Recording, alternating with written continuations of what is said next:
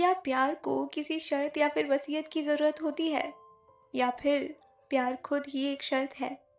आर्यन खन्ना मुंबई की ऊंची आलीशान इमारतों जैसा ठंडा, बेहद रईस और शहर की चमक दमक में पूरी तरह से डूबा हुआ। उसके लिए मोहब्बत सिर्फ एक रात का एंटरटेनमेंट और शादी बस पैसों का एक कागजी समझौता। पर किस्मत ने उसे कुछ और ही खेल दिखाना था। दादाजी की वसीयत ने उसे अपनी हाई फाई दुनिया से उठाकर सीधे गांव की धूल भरी सड़कों पर ला खड़ा किया था। शर्त बहुत कड़वी थी। प्रॉपर्टी चाहिए तो गांव की कल्याणी से शादी करनी होगी। कल्याणी मृदुभाषी, सादगी की मूरत और अपने संस्कारों में रची बसी, जो आर्यन को बचपन से ही अपना सब कुछ मान चुकी थी। एक तरफ शहर का वो बाबू जो रिश्तों को मजाक समझता था, और दूसरी तरफ गांव की वो गोरी जो प्यार को इबादत मानती थी। क्या होगा जब ये दो ध्रुव टकराएंगे? क्या आर्यन उस मिट्टी की सौंधी महक को अपना पाएगा, या फिर कल्याणी शहर के शोर में अपनी पहचान खो देगी? ये कहानी सिर्फ एक शादी की नहीं है। ये एक ऐसा सफ़र है जहां अहंकार टूटेगा, धोखे के घाव भरेंगे और जलन की दहकती आग में तप कर प्यार के कुंदन बनने का डीप इमोशनल एक्सपीरियंस मिलेगा। खोलिए पन्ने इस दिलकश दास्तान के और महसूस कीजिए प्यार की वो मिठास जहाँ नफरत की दीवारें भी घुटने टेक देती हैं। एक ऐसा स्लो बर्न रोमांस जो आपको हर पल गुदगुदाएगा भी और तड़पाएगा भी। तो चलिए शुरू करते हैं। आर्यन खन्ना, ये नाम शहर की हाई सोसाइटी में किसी परिचय का मोहताज नहीं था। उम्र सिर्फ 28 साल, लेकिन बिजनेस वर्ल्ड में दबदबा ऐसा कि बड़े बड़े दिग्गज उसके सामने पानी भरते थे। आर्यन के पास पैसा था, शोहरत थी और वो सब कुछ था जो एक इंसान अपनी ज़िंदगी में चाह सकता है। लेकिन उसके पास एक चीज़ की कमी थी, सुकून। या शायद उसे सुकून चाहिए ही नहीं था। वो शहर के सबसे महंगे पेंट हाउस में रहता था, जहाँ से पूरी मुंबई शहर के कदमों में नजर आती थी। उसके अपार्टमेंट में महंगी वाइन, विदेशी फर्नीचर और हमेशा महकने वाली सेंट की खुशबू रहती थी। लेकिन उस घर पर जो सबसे कॉमन चीज़ थी वो थी हर रात बदली हुई लड़कियाँ। आर्यन के लिए प्यार एक मजाक था। उसके लिए लड़कियाँ सिर्फ एक रात का एंटरटेनमेंट थी। सुबह उठते ही उसे पिछली रात का नाम भी याद नहीं रहता था। बॉस, आज शाम की पार्टी के लिए आपने कहा था। उसकी पर्सनल असिस्टेंट सारा अपने आईपैड में देखते हुए बोली। आर्यन ने अपनी महंगी घड़ी को सेट करते हुए कहा, सारा, मुझे फ़र्क नहीं पड़ता पार्टी कहाँ है, बस इतना ध्यान रखना कि जो लड़की वहाँ आए वो बोरिंग ना हो। शहर की चकाचौंध तो अच्छे से समझती हो ना? सारा ने एक हल्की सी सांस ली जो आर्यन से छिप न सकी। वो जानती थी कि आर्यन अपनी ज़िंदगी में कितना खोया हुआ है, लेकिन वो सिर्फ एक असिस्टेंट थी। उस दिन सब कुछ सामान्य चल रहा था जब आर्यन के पास उसके वकील मिस्टर मेहता का फ़ोन आया। मिस्टर आर्यन, आपको तुरंत हेडक्वार्टर आना होगा। दादाजी की वसीयत का फाइनल पेपर तैयार है। आर्यन के चेहरे पर एक अजीब सी मुस्कान आ गई। दादाजी यानी विक्रम खन्ना, जिनके जाने के बाद आर्यन को खन्ना इंडस्ट्रीज का मालिक बनना था। उसे लगा कि अब उसे प्रॉपर्टी मिल जाएगी और वो अपनी लाइफ और भी ऐश से जिएगा। लेकिन जब वो ऑफिस पहुंचा तो कहानी में ट्विस्ट आ गया। मिस्टर मेहता ने चश्मा ठीक करते हुए कहा, आर्यन बेटा, वसीयत में एक बहुत बड़ी शर्त है। शर्त? कैसी शर्त? आर्यन ने आईब्रो ऊपर करते हुए कहा, तुम्हारे दादाजी चाहते थे कि तुम अपनी जड़ों से जुड़े रहो। उनकी शर्त ये है कि तुम्हें खन्ना ग्रुप ऑफ कंपनीज और सारी जायदाद तभी मिलेगी जब तुम अपने दादाजी के सबसे पुराने दोस्त लाला ब्रजमोहन की पोती से शादी करोगे। आर्यन सन्न रह गया। क्या? शादी? और वो भी किसी गांव की लड़की से? मेहता साहब, आप जानते हैं मैं कैसा हूँ। मैं उन गांव की गंवार लड़कियों के साथ अपनी ज़िंदगी बिताने की सोच भी नहीं सकता। आर्यन, शर्त बहुत साफ है। अगर शादी नहीं हुई तो तुम्हारी सारी प्रॉपर्टी ट्रस्ट में चली जाएगी और तुम सड़क पर आ जाओगे। तुम्हारे पास सिर्फ 3 दिन हैं। आर्यन का दिमाग जैसे घूम गया। शहर का सबसे बड़ा प्लेबॉय जो लड़कियों को सिर्फ एक रात के लिए इस्तेमाल करता था, अब उसे प्रॉपर्टी के लिए एक गांव की लड़की से शादी करनी पड़ रही थी।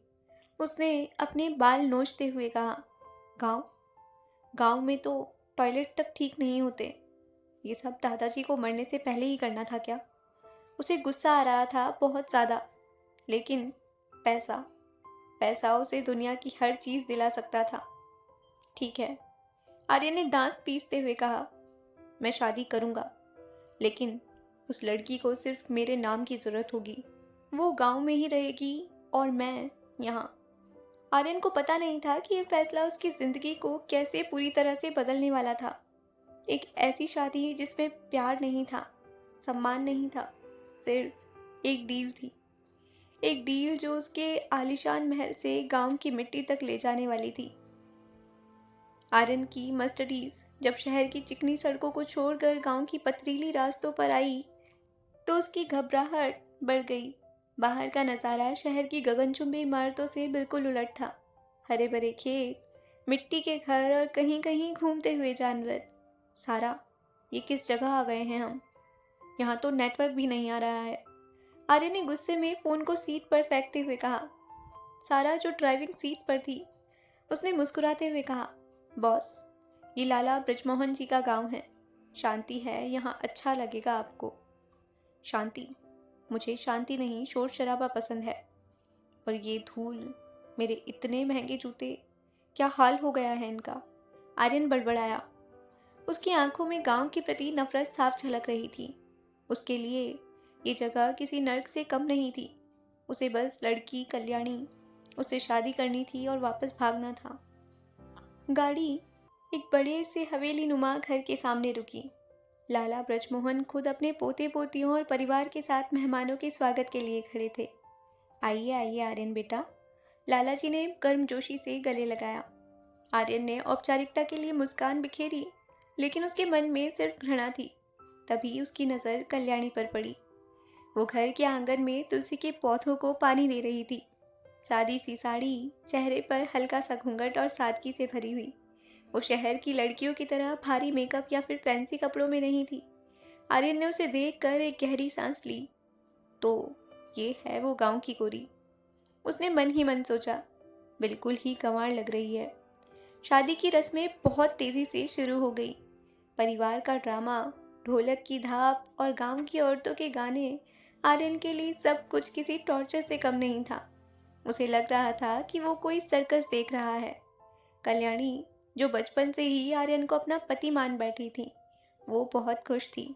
उसकी आंखों में चमक थी। लेकिन आर्यन बस रस्मों को निपटाने के लिए वहां खड़ा था।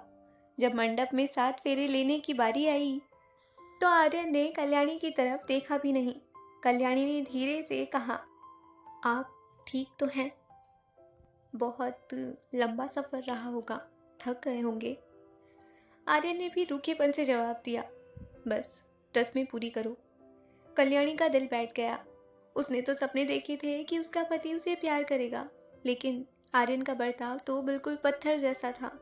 शादी के तुरंत बाद आर्यन ने अपने वकीलों के साथ प्रॉपर्टी के पेपर्स पर कल्याणी के हस्ताक्षर लिए। प्रॉपर्टी अब उसके नाम होने वाली थी। हवेली में विदाई का माहौल था।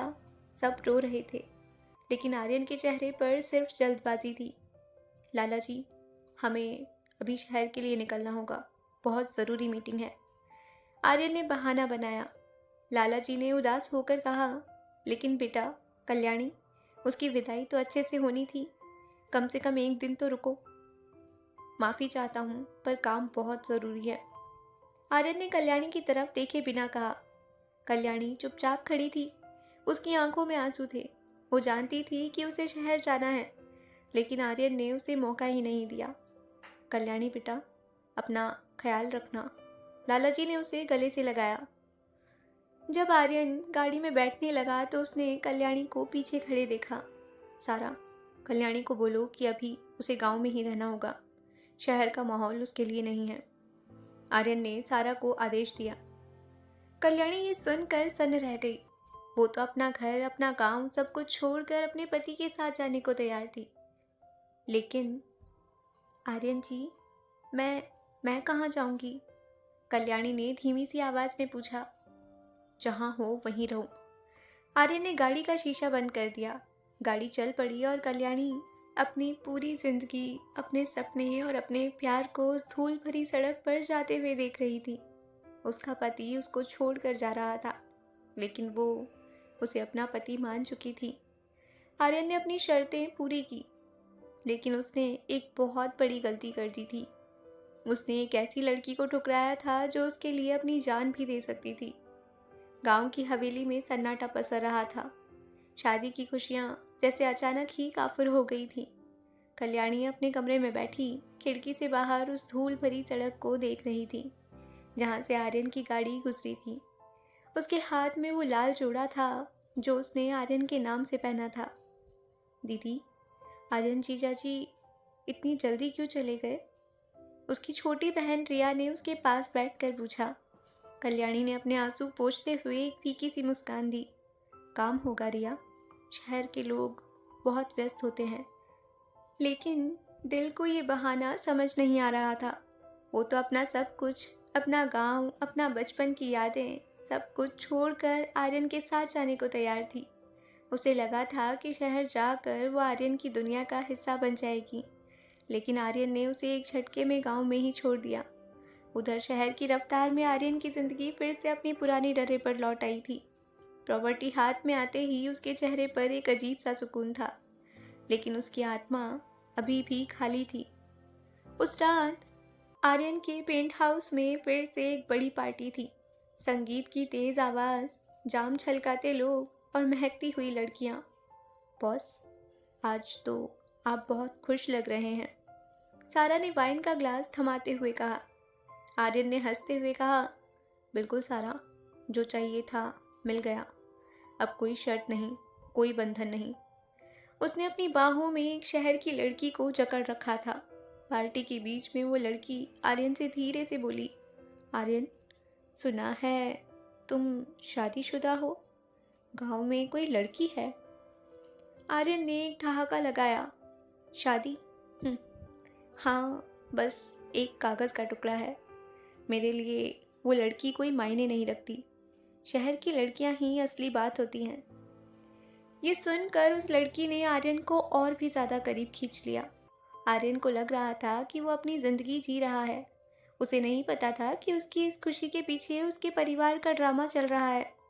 अगले दिन आर्यन की माँ मिसेस खन्ना घर आई। आर्यन, ये क्या सुना मैंने? तुम कल्याणी को गांव में ही छोड़ आए? उन्होंने गुस्से में पूछा। माँ, आप समझ नहीं रही हैं। वो गांव की लड़की है। शहर के माहौल में वो बिल्कुल फिट नहीं बैठेगी। लोग क्या कहेंगे? आर्यन ने बहाना बनाया। लोग क्या कहेंगे? लोग तो तब भी कहेंगे आर्यन, जब तुम अपनी पत्नी को छोड़ दोगे। दादाजी ने इसलिए तो तुम्हारी शादी करवाई थी, ताकि तुम अपनी जड़ों से जुड़े रहो। तुम्हें अपनी जिम्मेदारी का एहसास होना चाहिए। जिम्मेदारी? माँ, मैंने प्रॉपर्टी के लिए शादी की, प्यार के लिए नहीं, आर्यन ने चिल्लाते हुए कहा। माँ ने आर्यन को एक जोरदार थप्पड़ रसीद किया। अगर तुमने उसे जल्दी ही यहाँ नहीं बुलाया तो मुझसे बुरा कोई नहीं होगा। आर्यन सन्न रह गया। उसकी माँ ने उससे पहली बार ऐसे बात की थी। वो जान गया था कि अब उसे कल्याणी को शहर लाना ही पड़ेगा, भले ही वो उसे पसंद करता हो या नहीं। गांव में कल्याणी ने ठान लिया था कि वो ऐसे कब तक इंतज़ार करेगी। उसने अपने पिता और परिवार से झूठ बोला कि आर्यन उसे शहर बुला रहा है। उसने अपना सामान बांधा और शहर की ट्रेन पकड़ ली। वो ट्रेन की खिड़की से बाहर देखते हुए सोच रही थी, आर्यन जी, मैं आ रही हूँ। मैं आपका इंतज़ार नहीं करूँगी। मैं आपको अपना बना कर रहूँगी। कल्याणी का शहर की तरफ पहला कदम आर्यन की रंगीन दुनिया में एक बड़ा तूफान लाने वाला था। मुंबई शहर की भागदौड़, ऊंची इमारतें और तेज रफ्तार गाड़ियों को देखकर कल्याणी की आंखें फटी की फटी रह गईं। वो स्टेशन से बाहर निकली तो उसे लगा कि वो किसी और ही दुनिया में आ गई है। उसके हाथ में एक पुराना सा सूटकेस था और साड़ी के पल्लू में उसने घर से लाए कुछ पैसे बांध रखे थे। रिक्शा? अरे भाई, खन्ना विला कहाँ है? कल्याणी ने रिक्शे वाले को पूछा। रिक्शे वाले ने उसे ऊपर से नीचे तक देखा। सिंपल सी साड़ी, माथे पर बिंदी और चेहरे पर मासूमियत। मैडम, खन्ना विला बहुत दूर है, पॉश इलाके में। वहाँ के लिए टैक्सी करनी पड़ती है। कल्याणी ने टैक्सी ली। खिड़की से बाहर देखते हुए वो अपने पति के बारे में सोच रही थी। आर्यन जी कैसे होंगे? उनका घर कैसा होगा? उसके दिल में डर के साथ साथ एक अजीब सी उमंग थी। आखिरकार टैक्सी एक आलीशान बंगले के सामने रुकी। खन्ना विला, लोहे के बड़े गेट, सिक्योरिटी गार्ड्स और बगीचे में लगी महंगी लाइटें, ये सब देखकर कल्याणी का दिल जोरों से धड़कने लगा। वो गार्ड के पास गई। भैया, मैं आर्यन जी की पत्नी हूँ, कल्याणी। गार्ड ने उसे शक की नज़र से देखा। मैडम, आप आर्यन सर की पत्नी हैं? सर तो अभी थोड़ी देर पहले ही पार्टी के लिए निकले हैं। कल्याणी को झटका लगा। उसके पति घर पर नहीं थे और गार्ड्स हैं कि वो उसे पहचान नहीं रहे थे। वो उसे अंदर जाने नहीं दे रहे थे। लेकिन आप मुझे अंदर जाने दीजिए, मैं उनकी पत्नी हूँ। गार्ड ने उसे अंदर जाने से मना कर दिया। कल्याणी हवेली के बाहर बने बगीचे के एक कोने में बैठ गई। रात हो रही थी और उसे डर लगने लगा था। उधर शहर की एक हाई प्रोफाइल पार्टी में आर्यन अपनी नई गर्लफ्रेंड के साथ डांस कर रहा था। संगीत की थाप पर वो अपनी सारी जिम्मेदारियां भूल चुका था। आर्यन, आज तुम बहुत हैंडसम लग रहे हो, उसकी गर्लफ्रेंड ने उसकी बाहों में झूलते हुए कहा। आर्यन ने मुस्कुराते हुए कहा, पर तुम भी किसी हूर से कम नहीं लग रही हो। तभी सारा वहाँ आई। बॉस, माँ जी का फ़ोन था। वो पूछ रही थी कि कल्याणी को लेने आप कब जा रहे हैं। आर्यन ने झुंझुला कर कहा, सारा, माँ को बोल दो कि मैं बिज़ी हूँ। उसे फ़ोन पर बता दो कि वो आराम से रहें। सारा ने फ़ोन कट कर दिया, लेकिन उसके चेहरे पर जो चिंता थी, वो जानती थी कि आर्यन कल्याणी के साथ गलत कर रहा है। अगले दिन सुबह कल्याणी ने हिम्मत जुटाकर फिर से खन्ना विला के गेट पर दस्तक दी। इस बार उसने गार्ड से पूछा नहीं, बल्कि छुपते छुपाते जब उसने देखा कि गार्ड किसी से बात करने में बिजी था, वो अंदर चली गई। कल्याणी अंदर गई तो बंगले की भव्यता देखकर दंग रह गई। हर तरफ मार्बल का फर्श, कीमती पेंटिंग्स और सजावट। वो धीरे धीरे आगे बढ़ रही थी। तभी उसे एक गलियारी में सारा दिखी। नमस्ते, कल्याणी ने सारा को देखते हुए कहा। सारा कल्याणी को वहाँ देखकर एकदम सन्न रह गई। उसे अपनी आंखों पर यकीन नहीं हो रहा था कि ये गांव की लड़की जिसे आर्यन ने ठुकरा दिया था, वो यहाँ आ गई है। कल्याणी, तुम यहाँ? आर्यन सर तो तुम्हें गांव में छोड़कर आए थे ना? मैं उनसे मिलने आई हूँ। वो मुझे लेने नहीं आए? कल्याणी ने आंसू पोंछते हुए पूछा। सारा ने कल्याणी को कमरे में बिठाया और पानी पिलाया। कल्याणी की मासूमियत देखकर सारा को उस पर तरस आ गया। कल्याणी, आर्यन सर बहुत अलग हैं, बहुत अलग किस्म के इंसान हैं। तुम्हें यहाँ बहुत मुश्किल होगी, सारा ने समझाते हुए कहा। मुझे पता है, लेकिन मैं उनकी पत्नी हूँ।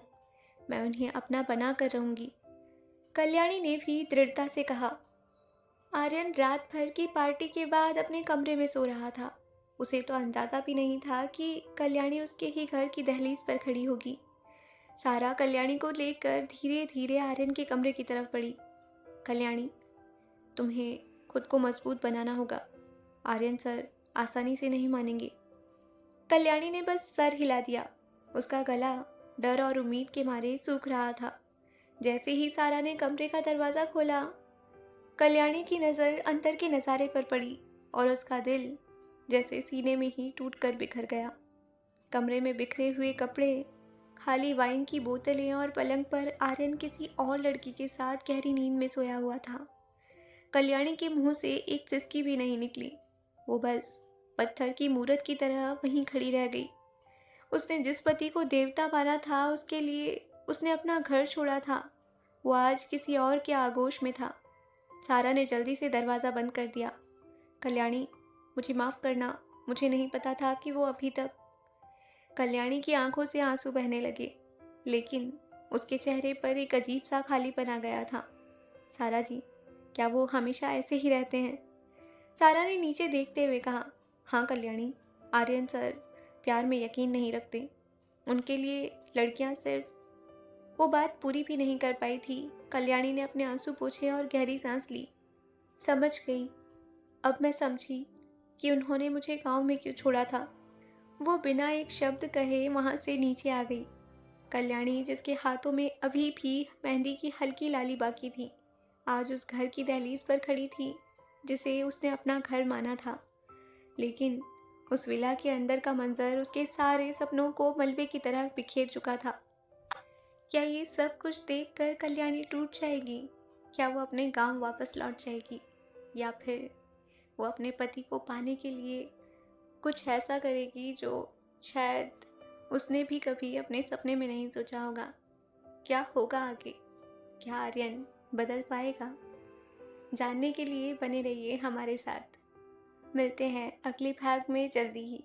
Thank you.